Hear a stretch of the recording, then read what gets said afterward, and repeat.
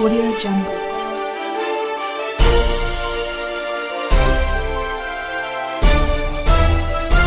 Audio Jungle.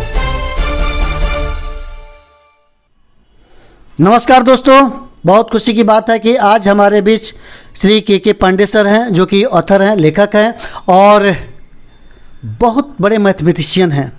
और आज इनके साथ मैं रूबरू हो रहा हूं। जी हाँ सर, मैं आपको प्रणाम करता हूं।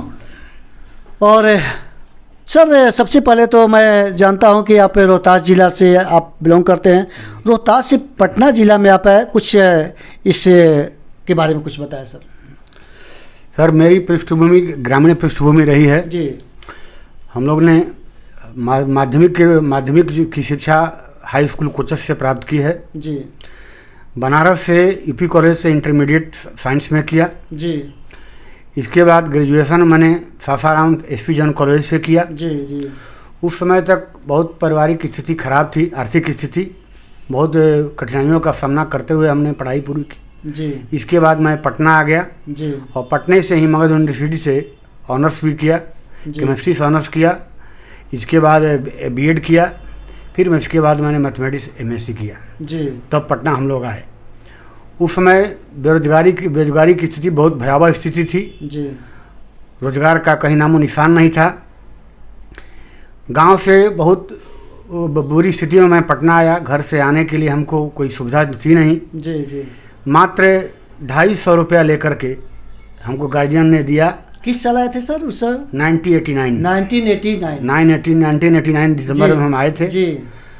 केवल मात्र 250 रुपया मेरे गार्जियन ने हमको दिया और एक टूटी फूटी रजाई दे दिया। जी उसके साथ मैं पटना चला आया।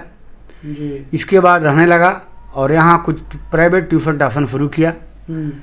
बिगनिंग तो मैं बेड बिस्तर के साथ शुरू किया नहीं, जी ज़मीन पर ही बिछा कर सोना करना और इस तरह से ट्यूशन वगैरह से कुछ कमाते कमाते कुछ मेरी स्थिति सही हुई। फिर अपना बेड बिस्तर लिया। इसके बाद मैं पटना के ही बुद्धा कॉलोनी में बहुत प्रतिष्ठित हिंदी मीडियम के model Saint Michael High School में मैथमेटिक्स टीचर के रूप में ज्वाइन किया। जी सर। 2 साल वहाँ तक मैंने काम किया और उसके बाद मैंने सीबीएसई के बहुत सारे स्कूलों में मैंने पढ़ाया है। जी इसके बाद मैंने सीबीएसई का स्कूल ज्वाइन किया, एकलव्य एजुकेशनल कॉम्प्लेक्स जो पटेल नगर में है। जी जी 1.5-2 साल वहाँ तक काम किया। जी। इसके बाद मैंने ईशान इंटरनेशनल पटना कंकड़बाग में भी पढ़ाया हूँ। अच्छा अच्छा। इसके बाद इंटरनेशनल स्कूल ICSE पाटलिपुत्रा में उसमें भी पढ़ाया हूँ। जी। इसके बाद मैंने बीडी पब्लिक, जो कि पटना का एक बहुत ही प्रतिष्ठित इंग्लिश मीडियम स्कूल है, वहाँ वो पढ़ाया। जी। और इस तरह से 2007 तक मैं वहाँ तक मैंने अध्यापन का काम किया। जी। और तत्पश्चात बिहार सरकार की वैकेंसी निकली टीचर की जी। और उसमें मैंने अप्लाई किया और मेरा सिलेक्शन हुआ। और अभी मैं गवर्नमेंट स्कूल में छपरा ज़िले के दलीचक उच्च विद्यालय नया गांव में मैंने जो अपना योगदान दिया हूँ, पठन पाठन कार्य कर रहा हूँ। बहुत अच्छा सर। ये था रोहतास से पटना जिला। आप सर बहुत बड़ा सफ़र किए, स्ट्रगल किए। आपको मैंने देखा कि 250 रुपया लेकर पटना में और आज सरकारी स्कूल के टीचर है। बहुत सारे प्रतिष्ठित स्कूलों में आपने पढ़ाया, बहुत मेहनत। और आपके बारे में मैं सुनता भी हूँ कि आप बहुत पॉपुलर हुआ करते थे, बच्चे बहुत आपको लाइक करते थे। सर, मैथमेटिक्स एक हार्ड सब्जेक्ट है, कठिन सब्जेक्ट है। बहुत बच्चे मैथ से डरते हैं, बहुत लड़के अगर रिजल्ट ख़राब होता है तो मैथ में ख़राब होता है। सर, कुछ ऐसे बच्चों को, दर्शकों के लिए एक संदेश दीजिए कि मैथमेटिक्स को कैसे अच्छा से पढ़ा जा सके, ईजी वे में कैसे पढ़ा जा सके। देखिए, मैथमेटिक्स एक लोगों में भ्रांति फैली हुई है कि मैथमेटिक्स बहुत कठिन विषय है। जी। मेरा मानना है कि मैथमेटिक्स इतना आसान कोई सब्जेक्ट नहीं है। जी जी। बशर्ते कि इसमें बेसिक से जानकारी होना चाहिए। अन्य विषयों में तो होता है कि आपको याद करना है, रटना है, पढ़ना है, फिर 3 दिन के बाद भूल जाते हैं, दोबारा फिर उसको पढ़ना है, बारंबार करना पड़ता है। मैथमेटिक्स ऐसा चाहिए कि एक बार एक मैथ को या एक चैप्टर को 1 से 2 बार बना लीजिए, फिर आपको कभी भी दोबारा उसको पढ़ने की जरूरत नहीं पड़ती है। परीक्षा के समय एक बार रिवाइंड कर दीजिए और आराम से परीक्षा दीजिए और अच्छे अंक आएंगे। अब रहेगा एक बात कि मैथमेटिक्स लोग डरते हैं, मार्क्स कैसे लाया जाए, किया जाए। तो मैथमेटिक्स लोग 2 तरीके से पढ़ते हैं। एक होता है लॉन्ग कट मेथड और एक होता है शॉर्टकट मेथड। शॉर्टकट मेथड में लोग चाहते हैं कि रटा रटाया कुछ कॉमन चीज़ें हैं, पढ़ लें और मार्क्स ला दें। जी। तो एक तरह का ये तुक्के मारने के बराबर हुआ। अगर लक आपका साथ दिया और वहीं पढ़े और संजोग से वही सब आ गया तब तो आप बहुत अच्छे मार्क्स ला सकते हैं और अच्छे विद्यार्थी कहलाएंगे जी।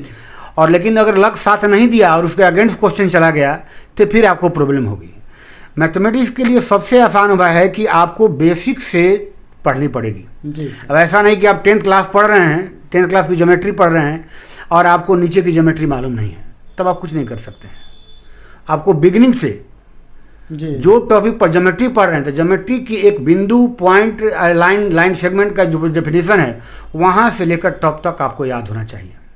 थ्योरम जितने हैं, थ्योरम बहुत सारे 10 तक ले लेंगे तो बहुत 100 से ऊपर थ्योरम हो जाएंगे। ठीक है, आप सिलेक्टेड थ्योरम का प्रूफ जानते हैं, सबका नहीं जानते हैं, लेकिन कम से कम सारे थ्योरम का आपको थ्योरम में क्या पढ़ना है और उसका रिजल्ट क्या होगा ये तो आपको कंठक याद होना चाहिए। इसके बाद अलजबरा मेंसुरेशन टेक्नोमेट्री पोर्शन है, इसमें फार्मूला जो है आपको, फार्मूला जो है एक तरह का हथियार है। आप बॉर्डर पर लड़ाई लड़ने जा रहे हैं, आपको तरह तरह के वेपन्स हथियार चलाने हैं और आपको उसको ट्रेनिंग नहीं है और हथियार सारे आपके पास है, फिर भी आप कुछ नहीं कर सकते हैं। तो आपको सारे फार्मूला जो है आपके जुबान पर होने चाहिए ताकि मैथ पढ़ें, कोई भी क्वेश्चन लें, सबसे पहले तो मैथ बनाना है तो कोई क्वेश्चन को आराम से 2 बार 3 बार पढ़ें, धीरे धीरे उसके एक एक शब्द का मीनिंग निकालें और निकाल के कहीं पर नोट करते जाएं वो क्वेश्चन में दिया क्या गया है और लास्ट में लिखें आपकी हमें करना क्या है जी। ऐसा आप 4 चीज़ समझ जाते हैं तो क्वेश्चन उठाइए और सही फार्मूला का इस्तेमाल आप करते हैं तो क्वेश्चन से बहुत आसानी बढ़ती है। इसलिए मैथमेटिक्स से डरने की कोई ज़रूरत नहीं है, मैथमेटिक्स बहुत आसान है। शुरू से थोड़ा कॉशियस रहना होगा, होशियार रहना होगा और बहुत अच्छे अंक से आप प्राप्त कर सकते हैं। जी। तो अभी आप देखिए कि सर का कहना है कि नहीं, इसको डरिए नहीं, जितने आप डरेंगे उतना ही वो विषय हार्ड होता जाएगा, इसलिए डरना नहीं है। और सर ने कहा कि बेसिक कंसेप्ट को जानकारी होना है, बेसिक कंसेप्ट रहेगा, छोटे छोटे बातों पर ध्यान देना है तो आपका मैथमेटिक्स बहुत अच्छा हो सकता है। सर मैं अक्सर बहुत सारे शहरों में जाता हूँ, आपके द्वारा लिखा हुआ मैथमेटिक्स का किताब अभी मैं देख रहा हूँ, ये दर्शकों के लिए class 10 a book of mathematics by के पांडे, ये देख रहे हैं कि मैथमेटिक्स बुक है बाई के पांडे, ये मैथमेटिक्स प्राथमिक गणित ये के पांडे। सर मैं जानना चाहता हूँ कि मैथमेटिक्स के आप राइटर हैं, ये कहाँ से प्रेरणा मिली, कैसे इतना मेहनत करके बुक लिख दी? पहले इसमें सबसे बड़ा योगदान जो मैं पटना के बहुत प्रतिष्ठित बुधा कॉलोनी में एक विद्यालय है जिसका नाम है बीडी पब्लिक उच्च विद्यालय, उसमें उस प्योर वहाँ सीबीएसई करिकुलम है और वहाँ पे बहुत सारे बच्चे हैं, 10th का 9th का 6 7 सेक्शन उसमें चलता था।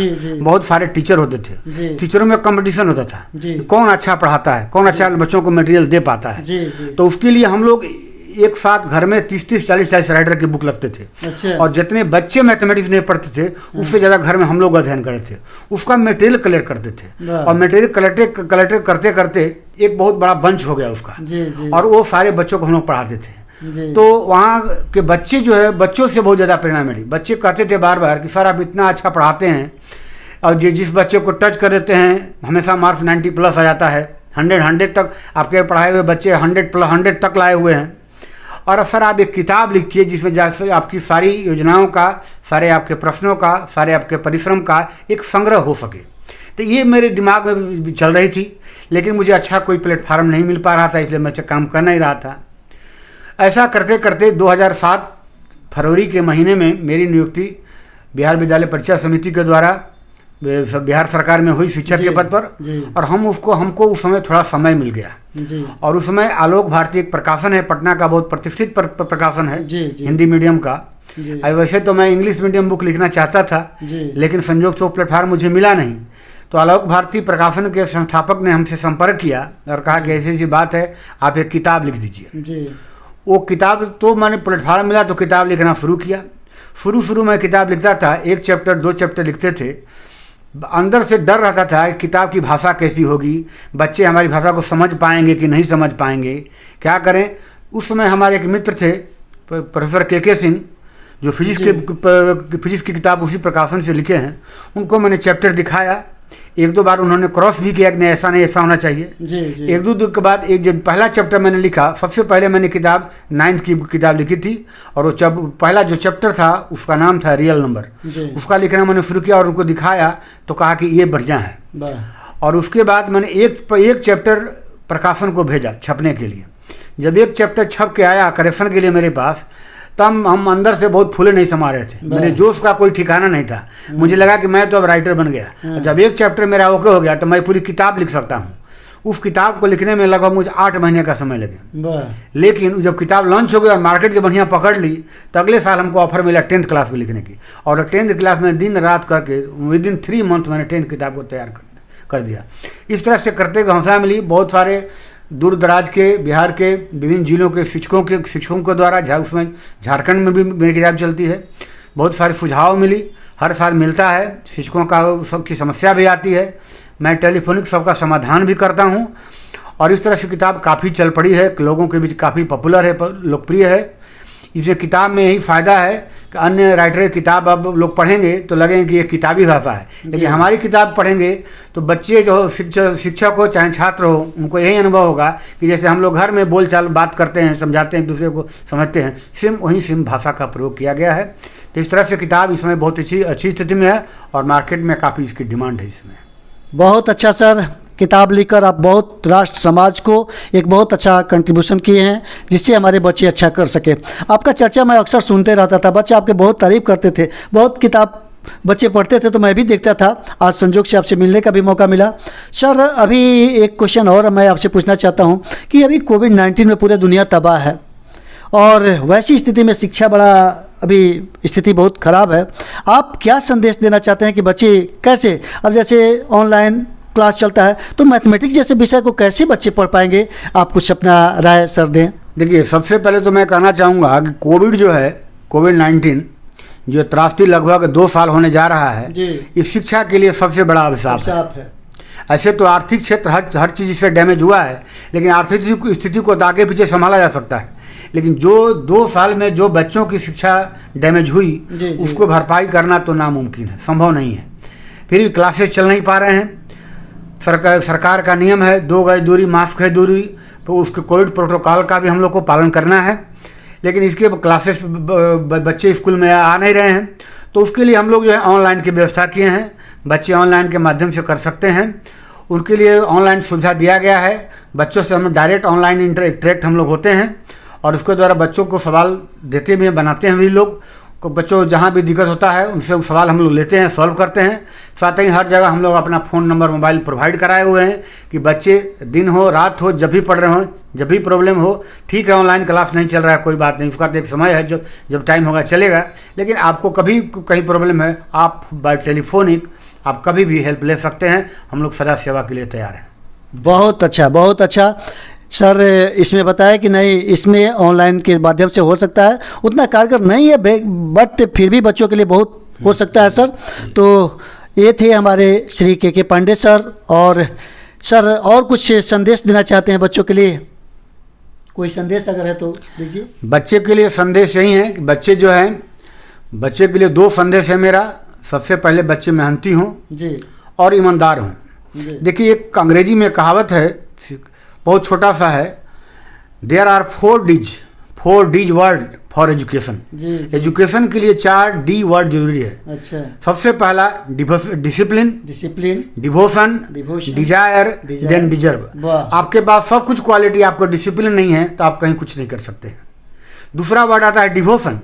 जो आपकी शिक्षा दीक्षा दे रहा है वह जैसा भी हो लेकिन आपसे सुपीरियर है, तब आपको टीच कर रहा है, पढ़ा रहा है, ज्ञान बांट रहा है, तो उसमें आपको डिवोशन, पूर्ण विश्वास उसके अंदर होना चाहिए। आप कोई चीज़ से शिक्षा ले रहे हैं और वह व्यक्ति के प्रति आपकी श्रद्धा न हो, विश्वास नहीं हो, अंदर डाउट में चल रहे हैं कि ठीक पढ़ा पाएगा कि नहीं पढ़ा पाएगा, तो डिवोशन है तो आप कुछ नहीं सकते। तीसरा वर्ड है डिजायर, इच्छा शक्ति। जिसकी इच्छा शक्ति मर गई वो जीवन में कुछ नहीं कर सकता। तो डिजायर जरूरी है, इच्छा शक्ति रखिए, अपना एम एक गोल निर्धारित कीजिए। गोल को ठीक है सेक्रेट रखिए अपने मन में, लेकिन गोल के प्रति अपने कदम को बढ़ाइए, चरणबद्ध तरीके से आगे बढ़िए। और इसके बाद ये सारे 3 चरण अगर पूरा सही कर लेते हैं, देन तब चौथा वर्ड आता है डिजर्व। तब आप अपने गोल को निश्चित रूप से डिजर्व कर सकते हैं, पा सकते हैं। यही मेरा लेसन है कि अनुशासित रहें, ईमानदार बने, जो भी करें ये मान के चलें कि जो भी कर रहे हैं अपने के लिए कर रहे हैं, तो अपने कम से कम दुनिया के प्रति ईमानदार हो चाहे नहीं, लेकिन अपने प्रति, अपने शिक्षा के प्रति, अपने भविष्य के प्रति जरूर ईमानदार बने। सफलता निश्चित आपके चरण चूमेगी। बहुत बहुत धन्यवाद सर। 4D का मंत्र, सर का 4D का मंत्र अगर हम अपनाते हैं, एडॉप्ट करते हैं, स्वीकार करते हैं तो हमारा बहुत हम आगे अच्छा कर सकते हैं। इसलिए दर्शकों से मेरा रिक्वेस्ट है कि आप देखते रहिए इसको और इसको शेयर भी करते रहेंगे और आने वाले वीडियो में मिलेंगे नए शिक्षाविद के साथ। इन्हीं शुभकामनाओं के साथ बहुत बहुत धन्यवाद। Thank you very much.